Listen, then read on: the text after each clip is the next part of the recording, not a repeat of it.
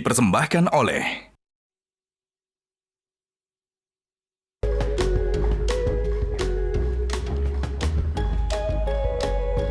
Pemirsa, di era tahun 2000-an pasti sering mendengar lagu-lagu dari band Endang Sukamti. Nah, salah satu yang paling terkenal adalah lagu Sampai Jumpa. Tak hanya bernyanyi dan menciptakan karya, salah satu personelnya, basis sekaligus vokalis Endang Sukamti, Erik Sukamti, bahkan membangun Das University, sebuah sekolah bakat non-formal gratis yang digagas oleh Erik Sukamti. Nah, rekan kami, Valencia Melvinci akan mengajak Anda untuk menikmati obrolan hangat dalam hangatnya segelas morning tea. Karena tiap rasa punya cerita.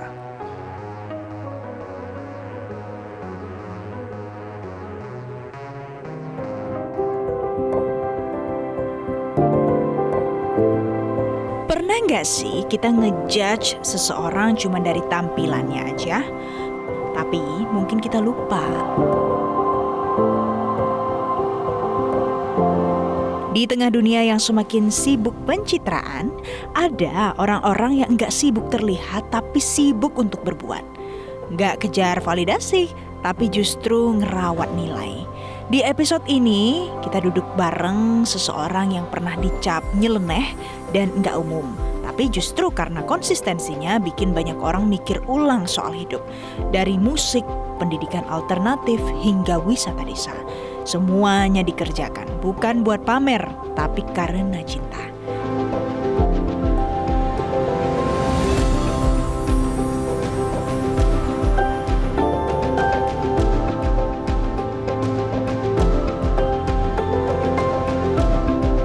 Mas Erik. Hai. Apa kabar Mas? Baik. Jadi lagi ngapain nih, lihat apa? Ini nunggu kamu datang nih, aku nunggu gunung-gunung ini harus kelihatan biar aku bisa kamar kamu. Kita bisa lihat gunung Jadi apa pemberontak ini, Mas? itu bukan soal teriak-teriak, tapi berani Sumbing, jalan Sindoro, sendiri Suara. pada Tapi saat dia yang bisa lain lihat. memilih ikut arus. Dan seperti Merapi secangkir bisa teh, rasa paling dalam itu nggak muncul dari proses yang pelan loh, Nonton nggak? tapi Ngomong ke muncul sana ya. dari hati yang tenang. Karena saya percaya tiap rasa punya cerita.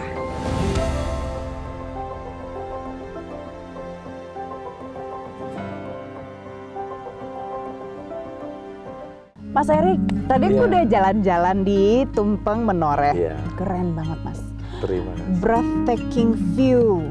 Terus semuanya suasananya bikin happy. Iya. Mas Erik itu kan seorang musisi ya. Kok tiba-tiba banting setir jadi sosiopreneur, berhasil bikin tempat sekeren Tumpeng Menoreh ini? Itu tuh sebenarnya karena apa sih? Karena idealis, karena bingung, nggak ada kerjaan, gabut, atau karena apa Mas? Emang gabut waktu itu. Waktu itu kapan? Jadi kalau profesi tetap sebagai musisi, cuman pandemi kan kita semuanya gabut. Izin manggung nggak boleh, ya toh nggak dapat job, akhirnya ya nggak ada kerjaan. Kita camping-camping ke keluarga, ke pantai, ke gunung, sampai nemu tempat ini. Dulu camping di situ sama anak-anakku. Terus ada experience kayak nyaman, tenang, dapat, apalagi waktu bangun pagi tuh lihat awan tuh di bawah gitu menunduk-menunduk, kayak betah gitu di sini. Akhirnya ketemu sama pemuda-pemuda sini, ngobrol-ngobrol, kenalan. Besoknya kesini lagi keterusan. Kok pengen tinggal di sini? Sempat tinggal di sini? Sempat, aku 6 bulan di sini. 6 bulan tinggal di Iya. sini sebelum akhirnya bisa bangun tempat seperti ini. Ya, karena memang harus bersosialisasi toh. Karena setelah itu kan singkat cerita pengen pindahin kampus yang dari Jalan Godean, pengen pindah sini. Gitu. Jadi sekolah teknologi tapi ditempatkan di alam gitu kan. Kayaknya keren ya. Udaranya juga adem. Terus sempat sudah mulai bangun itu sebenarnya. Kok pandemi nggak kunjung henti, job belum ada juga. Ini kalau diterus-terusin bangun ya bangkrut juga. Makanya kita berpikir kita harus punya usaha di sini, gitu, usaha bersama-sama sama warga. Singkat ceritanya gitu. Akhirnya sama warga rembukan, bikin usaha bareng, namanya Tumpeng Menoreh. Ini tuh menarik pemirsa. Gimana coba usaha bareng-bareng bersama dengan warga? Ada basis warga, berarti ada komunitas yang besar pasti, yang ya. juga ikut langsung dalam unit usaha yang sedang Mas Iya, Erik bikin? harus itu. Apa, Jadi Mas, makanya kalau aku kontribusinya? bilang ini tuh kayak waktu yang pas, tempat yang pas bertemu dengan orang-orang yang pas. Orang-orang yang baik banget, orang yang sopan banget, jujur banget. Terus mereka kita libatkan untuk pembangunan. Mereka tuh skillnya macam-macam. Ada yang aktivis lingkungan, terus ahli tanah, terus ada mekanik. Jadi semuanya bisa kumpul bareng untuk rembukan bikin proyek apa nih, kayak apa nih yang Mas Erik mau gitu. Jadi tugasku tuh cuma bangun visi aja. Oke. Jadi semuanya terlibat dalam pembangunan, karyawan sampai semua yang kita makan itu semuanya hasil tani, hasil masakan ibu-ibu. Jadi kita nggak punya chef, nggak punya dapur bahkan. Oke, jadi semuanya datang dari masyarakat dan bisa kita nikmati. Jadi pemirsa, pagi ini saya dan Mas Erik sambil ngobrol, aduh pasti banyak yang jealous deh. Karena kita mau ngeteh, ada view cantik di belakang, ya kan? Sinar matahari ya Mas ya. Pagi-pagi Mas, kita harus ngeteh. Ya? Aku tuang ya buat Mas Boleh. Erik ya. Terima kasih. Nah, Mas Erik kalau pagi-pagi punya kebiasaan nggak sih duduk terus habis itu mungkin Pasti. mikir ini Mas Terima Erik, kasih. oke ini aku. Nah kalau lagi cari inspirasi, ada tanah seluas ini, macam-macam opsi yang bisa dilakukan. Inspirasi itu gimana sih datangnya Mas sampai bisa menentukan, oh ini bagus dibikinnya kayak gini nih. Kalau mengenai bentuknya apa, itu semuanya sebenarnya kita respon dari apa yang sudah ada. Jadi di sini tuh kita harus sadari dulu yang menarik apa, yang tidak ada tempat lain apa. Oh dari spot yang kita temukan di situ, dari spot ini kita bisa melihat 9 gunung loh dari satu spot, tanpa effort bahkan, nggak pakai trekking yang jauh, mobil bisa sampai atas. Berarti kita cuman bikin tempat ini menjadi nyaman aja. Terus desainnya bagaimana? Kita respon topografi yang sudah ada. Oke. Jadi bentuknya tidak dirubah, ubah-ubah ya? tidak dirubah, topografi tetap sama, kita respon aja. Makanya bentuknya agak sedikit unik ya. Kenapa kok desainnya heksa? Itu sebenarnya ngerespon aja. Kita pengen meluk gunung itu supaya secara konstruksi lebih kuat gitu. Baik, jadi Mas Erik juga mengkonsiderasi pada saat mau bikin sesuatu di sini lingkungan juga harus tetap dijaga gitu ya. Mas Erik, ini kan hari ini Mas Erik udah ngajakin aku main ke sini. Iya. Aku mau ngajakin sekarang Mas Erik untuk kita cobain ada tempat recommended banget ya di Yogyakarta. Oke. Mas Erik ikut ya. Kita Boleh, ngeteh boleh. di sana juga lagi. Boleh, boleh. Nah, itu tadi pemirsa, tiap rasa punya cerita. Nanti usai jeda kita akan lanjutkan lagi obrolan pagi ini. Ayo Mas, kita ngeteh lagi. Ayo. Nah, habis gak Mas? Boleh. Sini. Minum Mas. Oh, pagi, Pak. Iya.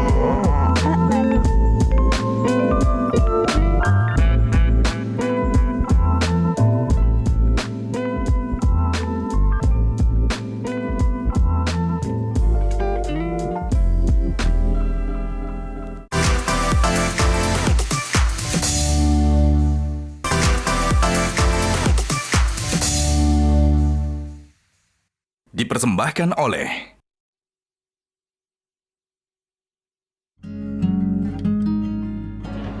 Mas Erik, sini nih tempatnya. Nyaman kan kita duduk di sini? Ke kota. Di kota ada loh tempat nyaman kayak gini, dingin, ngadem. Nanti kita pesen teh ya. Tadi aku udah pesen khusus buat Mas Erik. Nanti kita cobain ya Mas ya. Boleh. Tapi Mas, sambil kita nungguin teh, aku mau ngajakin Mas Erik main cepet. Cepat. Main cepet ya. Nanti kasih jawabannya setuju atau tidak setuju dan alasan. Jadi yang pertama, ada pernyataan kayak gini. Lebih baik dibilang nyeleneh daripada dibilang ngikut-ngikut, ikut-ikutan. Setuju nggak setuju? Setuju. Karena? Karena nyeleneh itu berarti kamu punya banyak pilihan, punya banyak pandangan, dan selalu tampil berbeda. Tapi berbeda kan nggak harus selalu nyeleneh. Berbeda pasti nyeleneh dong. Pasti nyeleneh. Dan yang nyeleneh itu pasti dibilang istimewa, karena istimewa itu berbeda dengan yang lain. Kenapa disebut istimewa? Karena tidak sama Oke, jadi kalau mau dengan tidak yang sama, lainnya. harus nyeleneh. Ya. Oke, next Mas Erik. Ada lagi. Nggak semua yang berisik itu negatif. Nggak semua yang berisik itu negatif. Setuju, Setuju. setuju. Contohnya ya, speak up, ya, protes, memang harus berisik. Oke, Biar jadi belum didengerin. tentu negatif. Walaupun dampaknya tujuannya positif gitu ya. Mas Erik, tadi tuh aku pesenin Mas Erik energi booster kalau nggak salah. Ini nih datang. Halo. Ini Mbak. yang ada energinya ini. Ini ada energinya ini, energi booster. Ini. Oh, yang Iya. ini. Ini apa? Ya itu energi booster tea Kak. Jadi ini minuman racikan tongji, jadi itu dia enak, ada lemonnya, terus ada serehnya, ada grassnya gitu. Jadi perpaduannya antara segar gitu, segar dan Jadi manis. teh tapi bisa jadi energi booster. Kalau ini, Iya, kalau itu es sekoteng Kak. oh ini sekoteng. Iya. Cantik ya. Iya, ada cincaunya, ada kacangnya juga gitu. Oke, thank you ya Mbak Mahalia ya namanya. Iya, ya. Mahalia. Mbak Mahalia, aku mau nanya nih mumpung ada Mbak di Iya, sini. Masih muda, Gen Z loh ini pasti ya Mas Eriks ya. Mbak Mahalia punya Iya. komunitas nggak sih di luar pekerjaan sehari-hari? Join nggak? Join komunitas nggak? Kebetulan saya join komunitas nih Kak, sebenarnya saya join komunitasnya itu kayak lebih ke pastry and bakery karena bakat saya itu lebih ke memasak gitu ya. Memasak dan membuat roti gitu. Kalau misalnya di dalam Iya. komunitas gitu, biasanya teman-temannya gimana? Suportif, kompetitif, atau apa? Lebih ke excited sih Kak karena bisa Sharing bikin bareng, ya ya. sharing Sharing bareng, menu. sharing menu juga, terus bisa dapat resep-resep yang baru gitu. Informasinya Info- cepat. iya, Infonya betul. lebih cepat ya kalau Iya. join komunitas. Oke. Boleh nih nanti komunitasku gabung. Komunitas icip-icip. Iya. Tawarin. Jadi kita bisa pas. Dia yang masak, Iya. kita yang cicip. Kita yang icip-icip. Mbak Mahalia makasih ya karena udah nganterin kita Terima kasih, minum. Mbak. Thank you Mbak. Iya, sama-sama Kak. Mbak Maha. Maha. Kalau Mas Erik kan punya Das University. Ya. Di dalam situ juga banyak komunitas yang sedang di grow up. Tentu saja komunitas animasi karena Das University itu bergerak di pendidikan digital. Ada animasi di situ, ada desain UX di situ, ada programmer, ada 3D modeling. Jadi kami harus membangun komunitas untuk bisa saling support.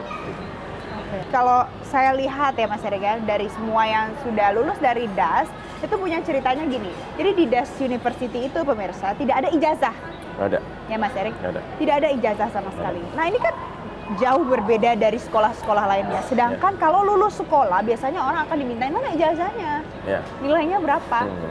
Pernah nggak sih dibilang ini sekolah atau sekte sebenarnya kok beda banget gitu? Disebut sekolah itu kan karena kami mengajar ya, dimana sebenarnya kan kita belajar itu di mana aja bisa. Tapi dengan adanya Das University ini kita memberi kesempatan untuk teman-teman itu belajar dengan sangat merdeka, belajar apa yang mereka suka aja, yang lain nggak harus. Oke, Gitu. tidak harus Tidak ya. harus. Jadi fokus kita adalah ngajarin dari nggak bisa menjadi bisa. Apa yang diajarin, yang apa yang karena mau. Kebetulan di sini menunya cuma ada ini untuk sementara ini gitu. Nah, perihal ijazah kalau buat aku pribadi ya, yang terpenting kalau di dunia seni, jasa itu adalah kemampuan. Kemampuan itu bisa dilihat dari mana? Dari showreel. Jadi kalau dibilang muridmu ada ijazah nggak? Adanya showreel. Dan mereka bisa membangun ijazahnya sendiri, membangun showreelnya sendiri, membangun kepercayaan sendiri melalui apa? Ya dunia digital. Mereka punya sosmed yang setiap hari itu mereka bisa mengupload karya-karyanya. Jadi orang yang mau cari dia bisa gampang menemukan di internet, plus story-story yang dia kerjakan. Dengan begitu, yang mau hire kan dia akan tahu, oh kualitasnya segini, karena dia sudah tahu karya nyatanya. Jadi menurutku ijazah yang bagus adalah showreel yang nyata. Mas ambil diminum Mas, ini Boleh. kayaknya enak deh. Biar kita punya energi baru ya. Energi booster ini kan, aku punya sekoteng. Energinya langsung di booster. Rasa jahenya. Oke. Mas, tapi mungkin untuk yang sekarang anak muda nih, Ya. pengen sekolah, pengen berkarya. Apa insight dari Mas Eriks untuk anak-anak yang mungkin sekarang masih bingung? Ini tuh harus sekolah tuh pilihannya tuh yang kayak gimana sih untuk menentukan Iya. perguruan tinggi? Karena aku tuh masih bingung nih. Aku tuh hebatnya di apa? Di kesenian, di Ya. animasi, atau mau ikut-ikutan teman-teman? Gimana? Yang paling penting itu harus disadari, pendidikan itu kan yang penting bukan hanya masalah sekolah, tapi utamanya adalah belajarnya. Dan untuk belajar saat ini sebenarnya kita bisa serap ilmu itu dari mana saja, kapan saja, di mana aja ya, dari siapapun. Nah itu yang penting. Jadi mindsetnya harus diganti. Kalau perlu ngegas sambil belajar.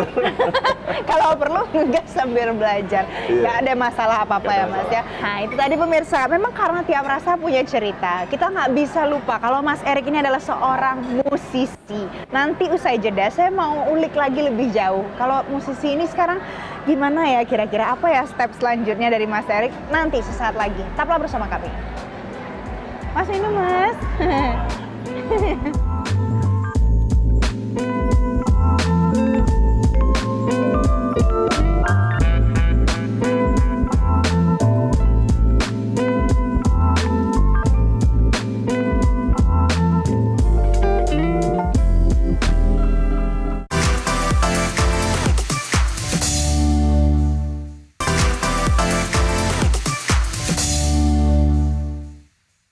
Dipersembahkan oleh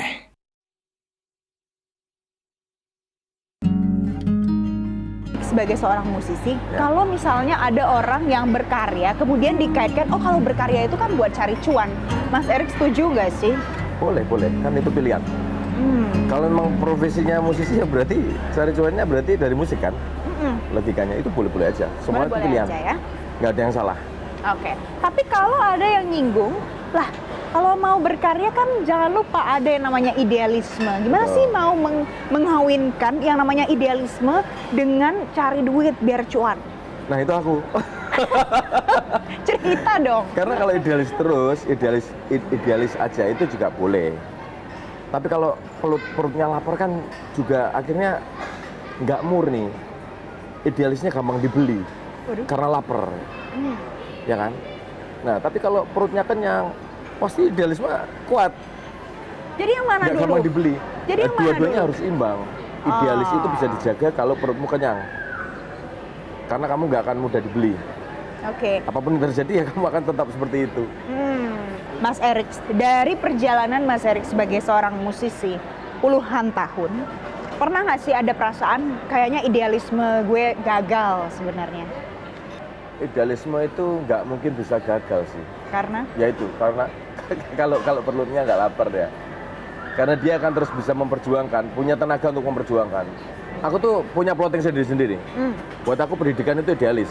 Makanya aku nggak bisnis di situ. Oke. Pendidikan harus gratis. Gas University itu kamu belajar 1,5 tahun, itu gratis. Tidak dipungut biaya sepeser pun. Jadi itu bagian idealisme. Tapi ketika aku berbisnis, ya aku kan realistis. Gitu. Jadi semuanya kalau aku sudah ada ranahnya masing-masing. Idealismeku di sini, perjuanganku di sini, ya itu tidak harus dijaga benar-benar agar tidak bisa dijual ya. Oke, menarik karena bisa membedakan antara yang mana part untuk menunjukkan idealisme, yang mana pula unjuk gigi tempatnya realistis. Betul. Gitu ya. Oke, ini satu pelajaran Ada menarik. juga tempat untuk kita berekspresi. Ada tempat untuk Ya berekspresi, contohnya Mas. di musik ini kan ruanganku untuk berekspresi. Jadi ya semua lagu-laguku adalah ekspresiku. Bukan aku bikin lagu karena pasarnya lagi seru, orang kangen nih aku bikin lagu tentang kangen, padahal aku lagi nggak kangen. Nah kalau itu aku nggak bisa. Itu nggak bisa? Nggak bisa. Kenapa? Karena kan sekarang banyak orang yang by demand. Kalau Aku disuruh bikin juga bisa. di netizen lagi Ya. rame soal itu, semua Kalau ikutan. secara musisi profesional, kalau aku diminta aku pasti bisa bikin. Tapi kalau untuk bandku yang sudah berjalan sekarang hampir 23 tahun ya, nah itu mereka kan memang dari dulu berkesenian caranya seperti itu, harus berekspresi. Jadi kami bersuara ya sesuai apa yang kami lakukan aja, Oke. tidak peduli pasarnya bahkan, gitu. Tapi bisa jadi ketika membuat satu single, di mana dalam satu single ini kita harus bisa masuk supaya kita lebih didengar banyak orang. Itu kita bisa negosiasi. Oh ambil tema yang mungkin dialami supaya bisa relevan di orang banyak. Nah itu bisa jadi. Oke, nah ada lagi pemirsa yang menarik dari seorang Mas Erik adalah kalau Mas Erik berkarya biasanya selalu ada yang nama aroma khas warga lokal, kearifan lokal. Gimana caranya untuk menerjemahkan itu ke dalam sebuah karya, Mas? Nah kalau Sukamti itu kasusnya beda Mbak. Kita itu selalu kalau bikin karya itu harus keluar gitu. Jadi kita setiap bikin album itu harus jalan bareng sama tim kru.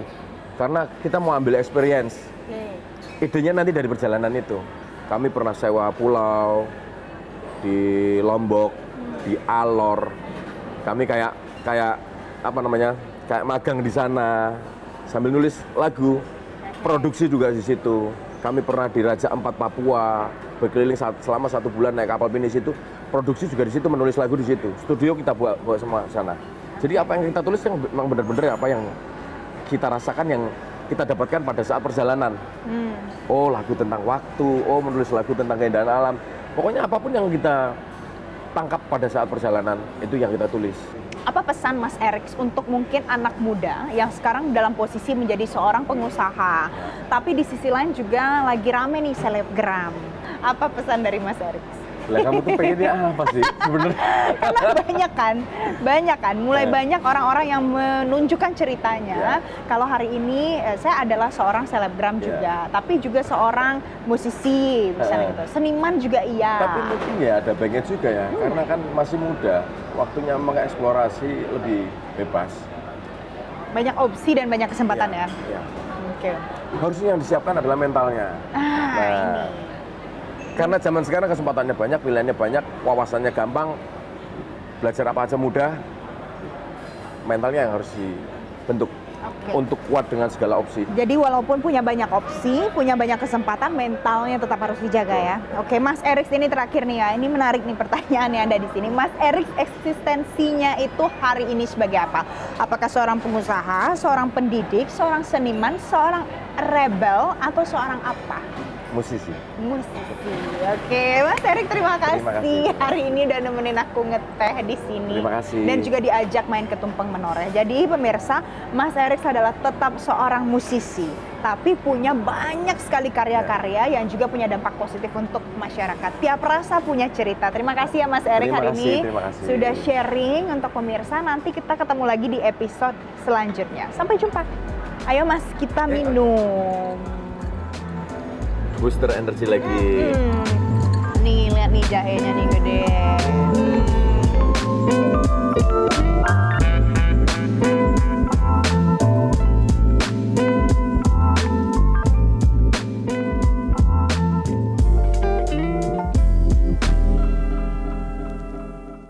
Jelajahi cara baru mendapatkan informasi. Download Metro TV Extend sekarang.